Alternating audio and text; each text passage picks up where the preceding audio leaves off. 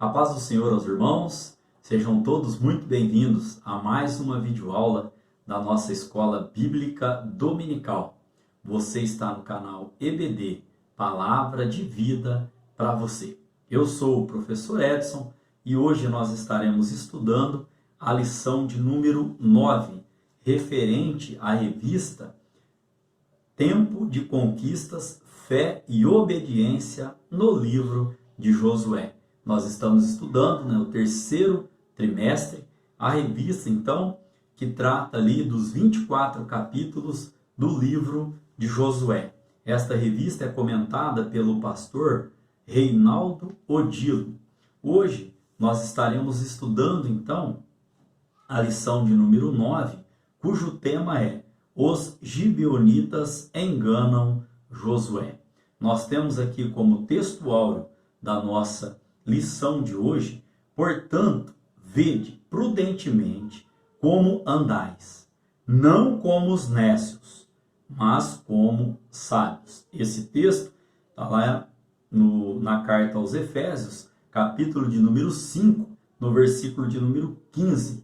Aqui Paulo então está nos ensinando que nós não devemos andar como andam os loucos, os nécios, mas que nós devemos estar andando como sábios. Nós temos como verdade prática: precisamos estar vigilantes quanto àqueles que, com artifícios mentirosos, tentam nos fazer abandonar a nossa fé. Aqui a Bíblia vem nos ensinando: vigiai e orai. Não é o contrário, não é orar e depois vigiar.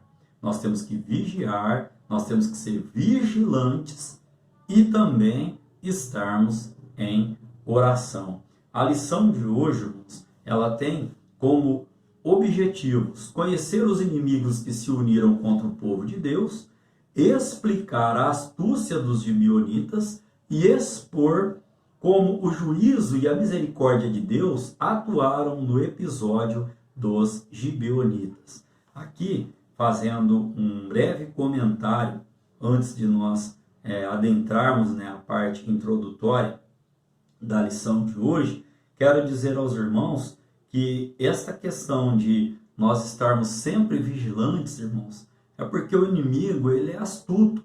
Nós vamos ver no decorrer dos tópicos da nossa lição de hoje, nos seus 3 tópicos com os seus subtópicos, eu vou trazer aqui para os irmãos as explicações aqui que o comentarista da revista ele nos traz, e os irmãos vão notar que em todo o tempo, na aula de hoje, todo esse conflito aqui, toda essa questão dos gibeonitas aqui, o engano que eles praticaram ali para com Josué, tudo isso, irmãos, se deu porque Josué, ele vai ali tomar uma decisão sem consultar ao Senhor. Então fique comigo que na aula de hoje nós estaremos tratando da importância que é nós estarmos debaixo da direção do nosso Deus nas nossas decisões. Nós temos como leitura bíblica em classe, capítulo de número 9 do livro de Josué, do verso 1 ao 6, e também o verso 15 e o verso de número 16 deste mesmo capítulo de número 9. Também quero aqui recomendar aos irmãos, aqueles que ainda não leram o livro de Josué, os seus 24 capítulos, que assim o façam. Será de grande valia e com certeza irá edificar a sua vida, assim como tem edificado a minha vida. Lembrando aos irmãos que nós faremos menção da leitura bíblica em classe no decorrer dos tópicos e dos seus subtópicos da nossa lição de hoje. Caminhando então aqui, irmãos, para a parte da introdução da nossa lição de hoje. Diz assim: as notícias a respeito da vitória sobre Jericó e Ai, nós estudamos essas duas batalhas, essas duas vitórias aí de Josué e do seu exército aí, em aulas anteriores. Aqui eu também quero já fazer uma parte aos irmãos.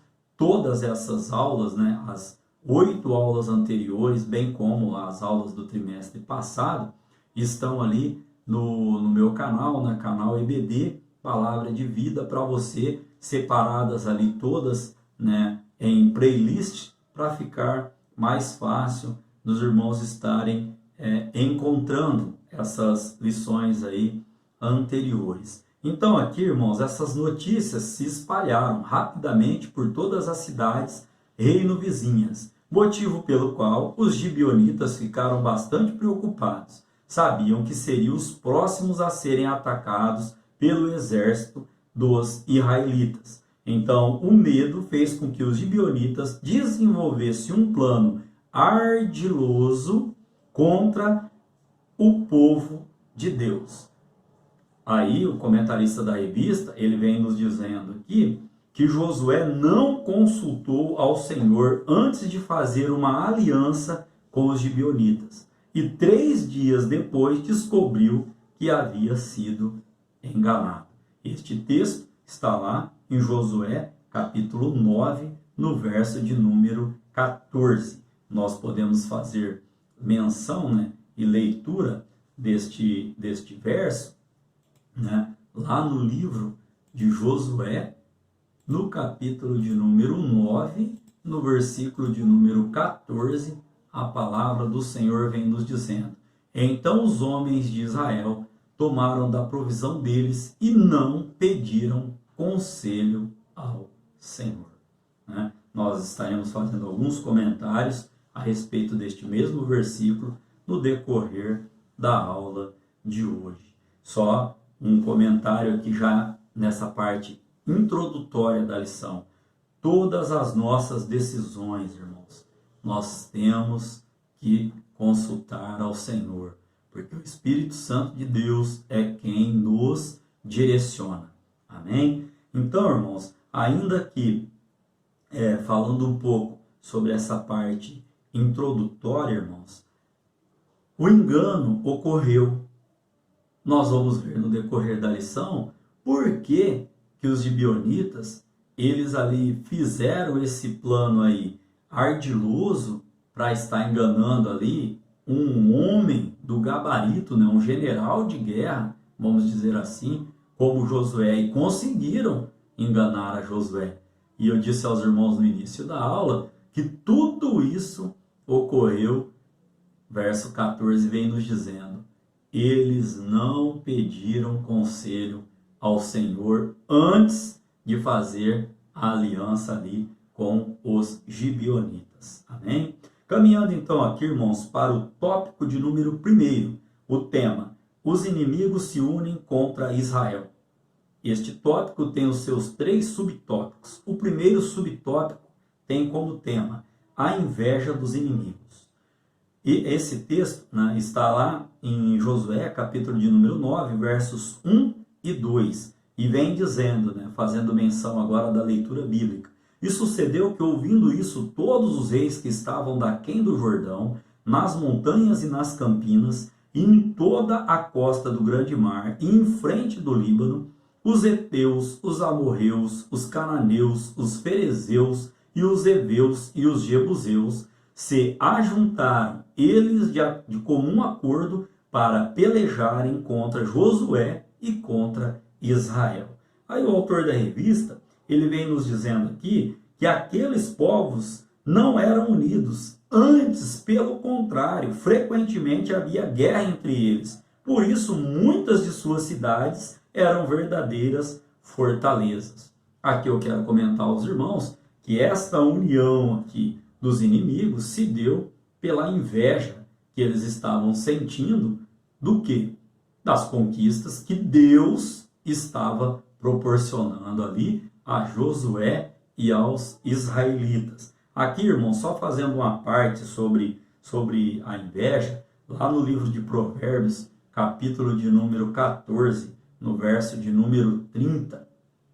Provérbios, capítulo de número 14, irmãos, no verso de número 30. Vamos estar fazendo leitura da palavra do Senhor para nós embrasarmos esse conceito sobre inveja.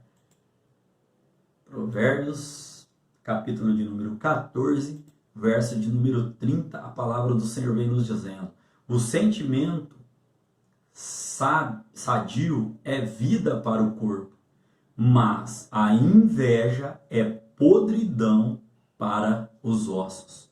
Né? A gente pode resumir inveja de uma maneira muito simples e sucinta. Inveja as pessoas têm daquilo que não é deles. Já os ciúmes, né? Por que não encaixar nesse contexto? Nós temos ciúmes daquilo que é nosso. Né?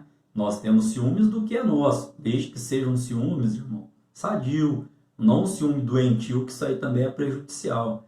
Agora, a inveja, a palavra do Senhor vem dizendo que ela é, né, podridão para os ossos. Nós sabemos que podridão nos ossos, né, através da medicina, por que não entender que é como o câncer, né, ossos podres, né, quando os ossos estão ali apodrecendo, os ossos podres nesse sentido, dá para a gente fazer uma tipificação, né, de um câncer, né, de algo ruim, extremamente ruim. Né?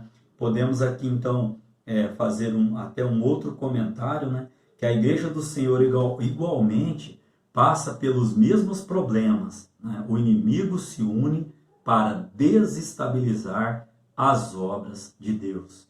Aqui, irmãos, quantas vezes nós, que somos a Igreja do Senhor, quando estamos vivendo uma dificuldade, passando por uma luta, por uma prova, alguém não vem e fala: ué, onde está o teu Deus? Cadê o teu Deus? Principalmente, irmãos, quando nós estamos vivendo ou vivenciando algum ente querido, ou alguma pessoa próxima a nós, vivendo uma situação de saúde. O inimigo, ele se une para afrontar, não nos afrontar, para afrontar ao nosso Deus, afrontar a nossa fé. E a pergunta é: onde está o seu Deus agora? Onde está o seu Deus que não viu isso, que não te poupou disso? E eu quero dizer aos irmãos que Deus, ele continua sendo Deus. Deus é Deus, Deus é imutável, glória seja dada ao nome do Senhor. Na luta, na prova, na dificuldade ou não, o inimigo pode até se juntar, né, para querer desestabilizar ou abalar a nossa fé, mas a nossa fé tem que estar no nosso Senhor e Salvador Jesus Cristo. Né? Nós temos que estar com a nossa fé firmada em Cristo. Amém? Caminhando aqui então para o segundo subtópico: os inimigos são numerosos. Né? Aqui o autor da revista, ele nos traz que o levante, além de impedir o avanço dos israelitas, também impediria que as vitórias do povo de Deus fossem, né, ou servissem de testemunho vivo de que só o Senhor é Deus. Não importava o tamanho do exército reunido naquela coligação, pois Deus estava ao lado do seu povo. Aqui, irmãos, nós podemos trazer o exemplo ali, né, de Gideão, né, ali onde que nós estudamos, né, a história, um bem conhecido relato, onde ali Gideão está com um exército de 32 mil homens e o exército do inimigo está ali com 135 mil. E ainda Deus, depois de toda a tratativa, para não sermos aqui redundantes, mas depois de toda a tratativa ali com Deus e com Gideão, ele fala: Gideão, eu só quero esses 300. Por quê, irmãos? Porque o exército podia ter muito mais que 135 mil. Deus estava dizendo a Gideão: Gideão, eu sou contigo, Gideão. Não importa para mim o número de inimigos. E outra coisa, irmãos, você vai nesse número pequeno porque sou eu que garanto a vitória, Gideão. Amém, irmãos? Então é o nosso Deus que peleja, glória seja dada a Ele. Se você pode glorificar a Deus, glorifica a Deus nesse momento. A vitória, a nossa vitória vem da parte do Senhor. O inimigo pode se juntar, pode se levantar, pode querer evitar testemunho que nós possamos estar dando ali após a nossa vitória, mas o nosso Deus, aleluia, é quem peleja a nossa batalha, quem peleja a nossa guerra. Amém, irmãos? Temos outros exemplos também. O rei Asa, que se viu ali em uma grande batalha, né? O exército numeroso, carros de guerra, e aí ele ora a Deus, ele clama ao Senhor, né? E aí o Senhor responde a sua oração, e ele fala, olha Deus, eu sei que para o Senhor tanto faz, né, aquele que não tem, que tem pouca força, ou aquele que tem muita força, porque o Senhor é o Deus Todo-Poderoso, o Senhor é quem está nessa peleja, e Deus ali ele dá a vitória também ao rei Asa ali. Nós conhecemos o relato bíblico, né?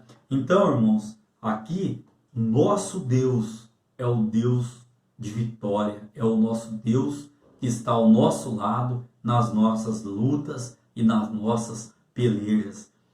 Quando estamos ali, a revista vai tratar disso, né? A lição vai tratar disso, melhor dizendo, quando estamos para tomar uma decisão, seja ela qual for, nós temos que crer, né, que Deus está do nosso lado para nos ajudar. Amém? Caminhando para o terceiro subtópico, o mal atua em várias frentes. Aqui, o autor da revista coloca para nós, né? Os cananeus se ajuntaram para combater Israel de modo ardiloso, mentiroso, né? Então aqui nós podemos entender que eles fizeram ali, armaram ali, fizeram uma artimanha de estar se juntando ali para poder derrotar, né, o exército, né, o Josué e o seu exército ali. E Paulo, irmãos, vem trazendo, né, uma lição importante, né, para nós lá em 2 Coríntios capítulo 11, no versículo de número 3, onde ele vem dizendo ali da sua preocupação, né, que os coríntios fossem ali enganados, né, pelo inimigo, da mesma forma que Eva o foi. Essa referência, como eu disse aos irmãos, está lá em 2 Coríntios capítulo de número 11, no verso de número 3. E ali, né, Paulo vem dizendo que Eva, ela foi iludida. Josué também, e nós, se quisermos vencer o mundo, a carne e o inimigo, precisamos ter vigilância. Olha aqui, irmãos, três coisas que nós precisamos vencer em nome de Jesus, através de estarmos vigilantes e estarmos em oração. Quais são essas três coisas? O mundo, a carne e o inimigo. Aqui, irmãos, eu gostaria de trazer como síntese desse primeiro tópico, onde nós vimos aqui sobre a inveja dos inimigos. Nós vimos aqui também, irmãos, que os inimigos eles podem ser numerosos, mas o nosso Deus é quem peleja a nossa batalha. Vimos aqui também que o inimigo ele atua em várias frentes, ele não dorme, ele não descansa. Não deu aqui, estou tentando ali, e cabe a nós estarmos sempre vigilantes. Como síntese, então, irmãos, deste primeiro tópico, para falar sobre essa palavra, né, engano, trazer aqui aos irmãos. Os irmãos forem consultar de Gênesis capítulo 3, a partir do verso 13, né, até Apocalipse capítulo 20, versos 7 e 8, né, a palavra do Senhor vem dizendo, repete, né, duas vezes esta palavra que vou tratar com os irmãos agora. Primeiro, irmãos, vamos lá dar uma lida em Gênesis, no capítulo 3, e os irmãos vão estar entendendo, né, o que Deus colocou no meu coração. Ó. Disse o Senhor Deus à mulher, por que fizeste isso? E a mulher, né, disse, a serpente me enganou e eu comi. Olha só, irmãos, o inimigo de nossas almas, de Gênesis, primeiro livro da Bíblia, nessa ordem que é colocado aqui para que nós possamos estar entendendo e melhor compreendendo a Bíblia. Gênesis capítulo 3, a serpente me enganou. Agora vamos dar uma lidinha em Apocalipse, capítulo de número 20, ou seja, do primeiro ao último livro da Bíblia. Apocalipse, capítulo 20, no verso 6 e 7. Bem-aventurado e santo aquele que tem parte na primeira ressurreição. Sobre este não tem poder a segunda morte, mas serão sacerdotes de Deus e de Cristo, e reinarão com ele 1000 anos. Verso 7. E acabando-se os 1000 anos, Satanás será solto da sua prisão. Verso 8. E sairá a enganar as nações que estão sobre os 4 cantos da terra, Gog e Magog, cujo número é como a areia do mar, para as ajuntar em batalha. Irmãos, Deus me toca o coração neste momento em dizer que o inimigo de nossas almas, de Gênesis e Apocalipse, o papel dele é enganar, roubar, matar e destruir. E aqui nesse contexto, enganar, ele é enganador. Tudo que ele quer é que nós saímos, nós desistimos, nós abandonamos, nós largamos, nós nos apostatamos da nossa fé e com isso nos afastamos ali da presença do Senhor. Paulo vem dizer em Efésios capítulo 4, verso 27, não deis lado ao diabo, porque o diabo, Satanás, a grande serpente, o dragão, ele é enganador. Amém, irmãos? Então, que nós possamos guardar esta palavra no nosso coração, sempre tendo a palavra do nosso mestre, Mateus capítulo 26, verso 41, vigiai e orai. Amém? Caminhando então aqui, irmãos, para o tópico de número 2, a astúcia dos gibeonitas. Este tópico também tem os seus 3 subtópicos. O primeiro subtópico, o tema, as aparências enganam. Isso está lá no verso 4 e no verso 5 da nossa leitura bíblica em classe, que diz: usaram também de astúcia e foram e se fingiram embaixadores, e tomaram sacos velhos sobre os seus jumentos e odres de vinho velhos, e rotos e remendados, e nos pés sapatos velhos e remendados, e vestes velhas sobre si, e todo o pão que traziam para o caminho era seco e bolorento. Então aqui, irmãos, nós vamos estudar que os ardilosos gibeonitas utilizaram um excelente figurino, uma linguagem humilde, pretensa piedade, a melhor safra dos seus vinhos em odres velhos e remendados, e além do pão mofado. Olha só então aqui, irmãos, o que veio a acontecer aqui, ó. Os gibeonitas, eles armaram ali um plano. Para quê? Sabiam que iam ser os próximos a serem invadidos, seriam ali muito possivelmente mortos, na batalha. O que eles fizeram, irmãos? Eles se disfarçaram. Aqui eu quero dizer aos irmãos, nem tudo que parece é, e nem tudo que é parece ser. Professor, o que quer dizer isso? Aparências, irmãos, as aparências enganam. Por isso que nós temos que pedir discernimento ao Senhor, discernimento ao Espírito Santo de Deus, para estarmos vigilantes contra as astutas ciladas do inimigo. E aqui também, irmãos, nós podemos ainda comentar que o inimigo de nossas almas também utiliza a mesma estratégia dos gibeonitas. Ele mostra sempre o lado bom das coisas. Sempre, é mostrado só o lado bom, mas as consequências são escondidas. Nós temos vários exemplos na palavra do Senhor para exemplificar esse contexto aqui. Nós já ouvimos até dizer, o pecado ele é bom, o pecado ele é gostoso, o pecado ele é suculento, o pecado ele vem disfarçado de mel, só que as consequências. Você ouve um ditado mudando aí, que diz que tudo que é proibido é mais gostoso. E eu posso enquadrar isso aqui nesse contexto, dizendo aos irmãos que o pecado sempre mostra o lado bom das coisas. Mas a palavra do Senhor vem nos dizendo, lá em Provérbios, que há caminhos que para o homem parecem ser bons, mas que levam à destruição. Então, irmãos, que nós possamos estar pedindo misericórdia ao Senhor, para nunca nós colocarmos os nossos olhos na grama do vizinho e achar que essa grama é mais verde do que a nossa grama, Porque não é assim?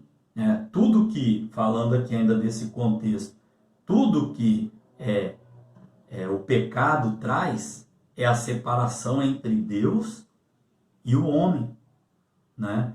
Que Deus, em Cristo Jesus, possa ter misericórdia da nossa vida, para que nós possamos estar sempre, sempre com o nosso coração voltado ao Senhor, né? Ainda vem o contexto dizendo aqui que Josué, né, e os seus príncipes ali, eles deixaram se levar pelas aparências, cometendo um grave equívoco, e isso custou um alto preço. Que alto preço? Nós vamos estudar no contexto da lição aqui, em tópicos seguintes, que Josué ali, ele faz uma aliança, e aí naquela aliança ali, ele não poderia matar, e aí depois o que fazer? Como resolver essa situação?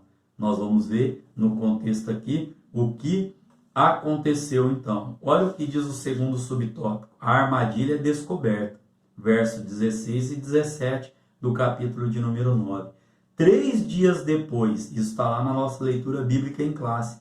3 dias depois, os israelitas descobriram que os pretensos embaixadores de uma terra longínqua eram, na verdade, inimigos vizinhos. Desolado, o povo reclamou contra os príncipes da congregação. E aqui o povo tinha, vamos falar assim, direito de reclamar. Não como em outras vezes que o povo reclamou por murmuração. Mas aqui o povo estava reclamando, dizendo aqui, olha Josué, poxa, vocês não consultaram aí o Senhor, não pediram conselho ao Senhor, e nós acabamos de descobrir que vocês foram enganados. E agora, irmãos? Como fazer para resolver essa situação? Lembra do início da nossa lição? Tudo isso se deu por quê? Porque não consultaram ao Senhor. Irmão, o Espírito Santo me toca a te dizer, se você está prestes a tomar uma decisão, no final da aula, nós vamos citar aqui 3 coisas que não pode faltar em qualquer decisão na vida do crente. Aqui, irmãos, ainda nós podemos aprender que o princípio da autoridade e submissão estabelece o respeito incondicional à liderança, desde que essa se conduza no centro da vontade do Senhor.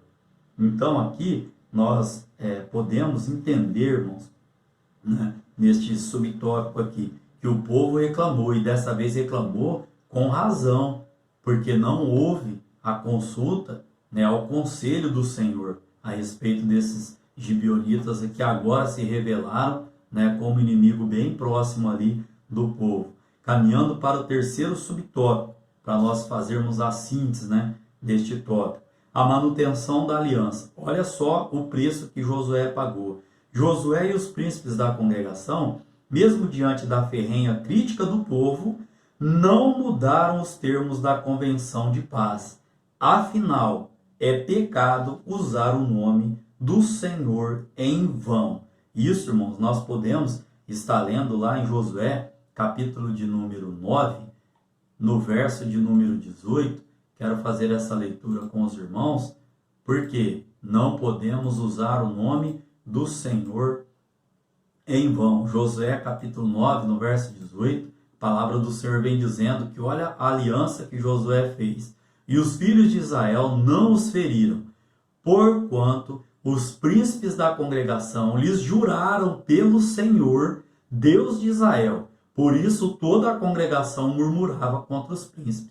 Ou seja, foi feita ali uma aliança em nome, um juramento, vamos dizer assim, em nome do Senhor. E nós não devemos usar o nome do nosso Deus em vão. Isso é um dos 10 mandamentos. E aqui, irmãos, nós podemos também citar, como exemplo aos irmãos, lá em Deuteronômio, capítulo 23, separei este texto, mais um texto para nós estarmos lendo, Deuteronômio, capítulo de número 23, no verso de número 21, nós trazemos sempre várias referências da palavra do Senhor aos irmãos, diz assim, quando fizeres algum voto ao Senhor, teu Deus, não tardarás em cumpri-lo, porque o Senhor teu Deus certamente o requererá de ti, e em ti haverá pecado.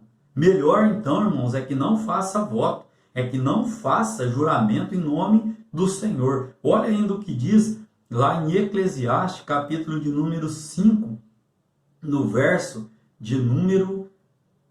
Eclesiastes, capítulo de número 5, no verso de número 4, irmãos, nós podemos ainda encontrar uma referência a respeito de como nós devemos agir quando nós fizermos um voto, né? Quando nós fizermos aí um juramento, incluindo, né, envolvendo o nome do nosso Deus. Olha o que Salomão vem nos ensinando.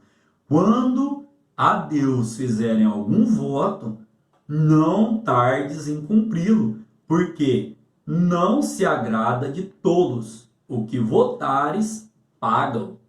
Melhor, então, como disse aos irmãos, que não se faça o voto.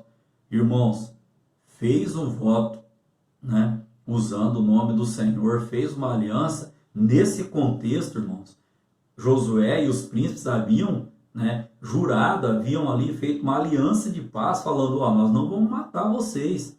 E aí depois descobriram que foram enganados, mas já tinham usado o nome do Senhor. E aí eu quero trazer esse contexto do voto, porque quando nós fazemos, né, ou fizermos um voto, né, em nome do nosso Deus, temos que cumpri-lo, como nós trouxemos em várias referências. E ainda, irmãos, fazendo a síntese aqui deste tópico de número 2 aqui, onde nós aprendemos, né, a respeito aqui das aparências que enganam, aprendemos também sobre que a armadilha foi descoberta, aprendemos também que Josué teve que manter essa aliança. Aqui, irmãos, o princípio da autoridade e submissão estabelece o respeito incondicional à liderança, desde que essa liderança se conduza no centro da vontade do Senhor. Nós aprendemos lá na lição de número 3, né, que o povo pediu duas coisas apenas ali a Josué. Está lá em Josué capítulo 1, versículo 17 e 18. Né? Nós vemos ali que o povo pede primeiro para que Deus nunca se afaste, nunca venha se afastar de Josué como líder, e o povo também pediu para que Josué se esforçasse, apenas esforça-te. Duas coisas o povo pediu. E aqui, na primeira coisa que o povo pediu para que Deus não se afastasse de Josué, a maneira, irmãos, de Deus não se afastar de nós, né? De nós, melhor dizendo, né? Nós não pararmos de sentir a presença de Deus, é nós estarmos sempre em comunhão, sempre consultando ao Senhor em nossas decisões. Amém, irmãos? Caminhando aqui então para o tópico de número 3 da nossa lição de hoje, uma história de juízo e misericórdia. Primeiro subtópico, os gibeonitas são punidos. Isso está lá, né, no verso 19 e no verso 20 do capítulo de número 9. Quando viu que havia sido enganado, Josué ficou bravo, e naquele dia Josué os deu como rachadores de lenha e tiradores de água para a congregação e para todo o altar até o dia de hoje, no lugar que escolhesse. Está lá em Josué capítulo 9, no versículo de número 27. Tudo porque os príncipes da congregação não consultaram ao Senhor. Estamos vivendo tempos difíceis e trabalhosos, em que espíritos enganadores têm tentado destruir a igreja e a fé dos crentes, trazendo heresias, modismos e uma pseudo-espiritualidade. Pseudo vem, né, de falso, falsa espiritualidade. Temos que estar vigilantes, né? Mais uma vez, volto a frisar aos irmãos. Mateus capítulo 26, verso de número 41. Temos que estar vigilantes, buscando ao Senhor em todo o tempo. Amém, irmãos? Caminhando então aqui para o segundo subtópico, uma significativa mudança. Josué, curiosamente, os puniu, né? E ao mesmo tempo também os abençoou. Como assim? Pois uma maldição não cai sobre quem não merece, né? Por que não merece? Vamos entender esse contexto. A justiça de Deus atua sempre em favor daqueles que estão arrependidos, Como neste caso, os gibeonitas, eles queriam preservar a própria vida, mas não sabiam como fazer tal coisa de modo certo, ou seja, de modo correto. Por isso elaboraram um plano doloso e mentiroso.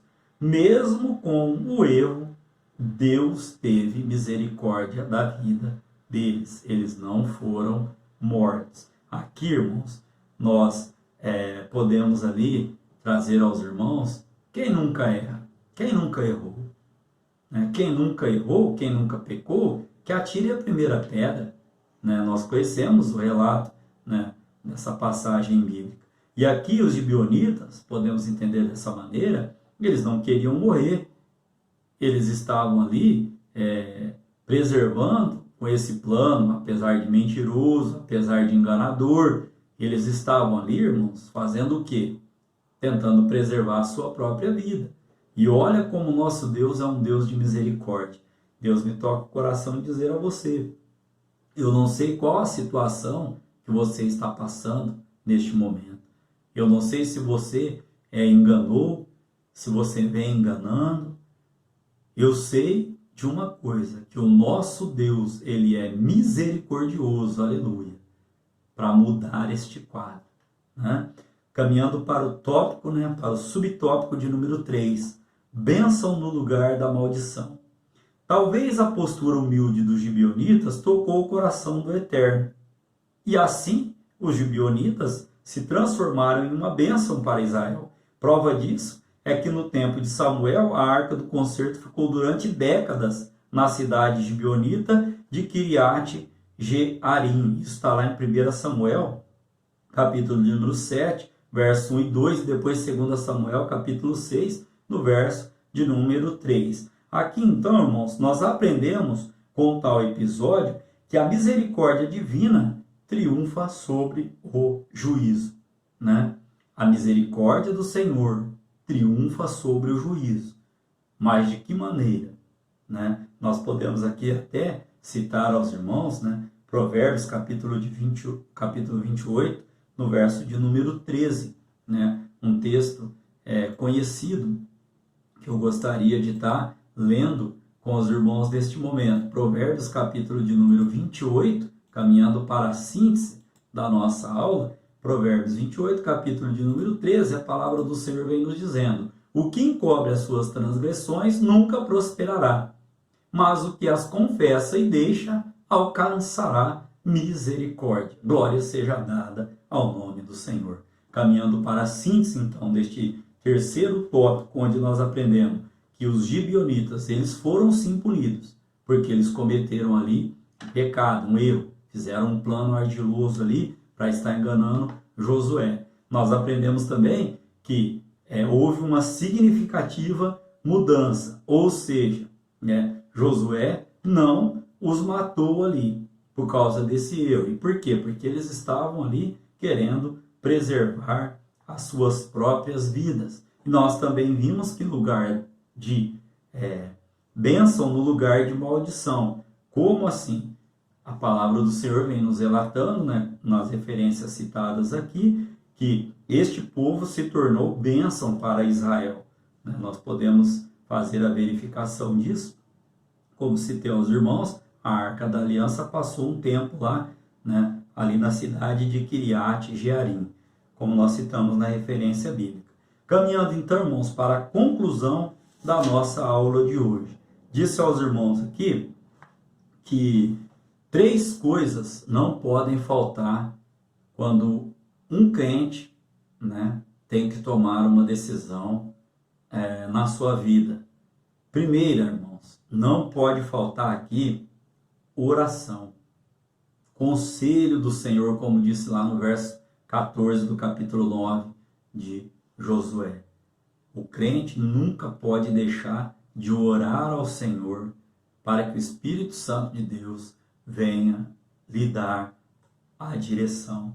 Segunda coisa, irmãos, que não pode faltar, a análise do todo, a análise de todo o contexto.